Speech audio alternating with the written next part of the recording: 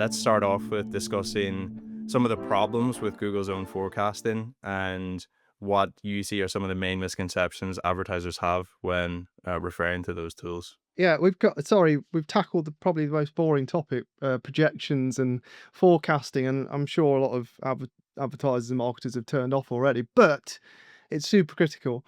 It's really critical at the point of taking on a new client. That's why I built this template sheet in the first place and did a video. To be fair, the video is a bit old, but it still explains the sheet perfectly well. And also, to be fair to Google, now the forecasting tool is vastly improved. So when I built this sheet, I don't know how many years ago, the forecasting was atrocious. You could literally download your live account data, put that keyword data into the forecast tool, and you just not get the same results, not even close. Not spend, not impression. It's just weird. I'm like, but Google, it's your data. And it frustrated the hell out of me because clients would, particularly new clients and ecom clients, they'd be like, oh, we need to do some projections for Q4. Or a new client would be like, right, I've got 10 grand a month to spend. What can I get?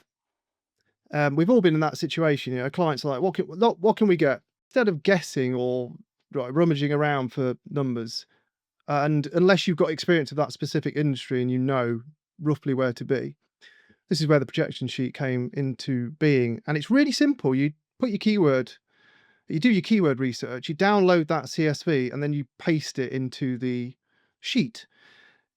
And then where it gets a bit more advanced or more specific, should I say, to your business, your client, is that you can put all your back-end conversion rates in. So your lead to conversion rate. So if it's a lead gen client, like a plumber, how many leads do you need to get a sale?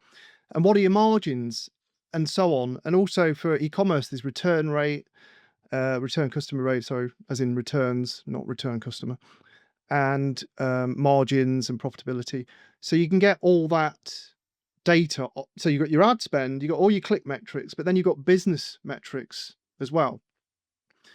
And there is a month 1 and month 3, and month 2 is skipped because there's an assumption that by month 3 you're doing a better job. So the metrics improve a bit. And it just gives you that window into Google Ads plus business outcomes and then what the future looks like. And it's just the perfect setup to pitch, for example, or to assist you with a client turning up saying, right, we're on to double the budget next month. And you're like, oh, what can we get out of that?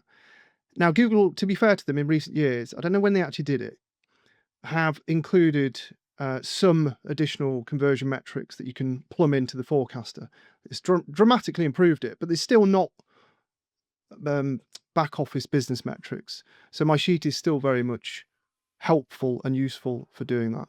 Thanks for watching this clip from the Paid Media Lab. If you found it useful, you can get the full-length episode on the Lunio YouTube channel, where you can also subscribe to catch all our latest releases.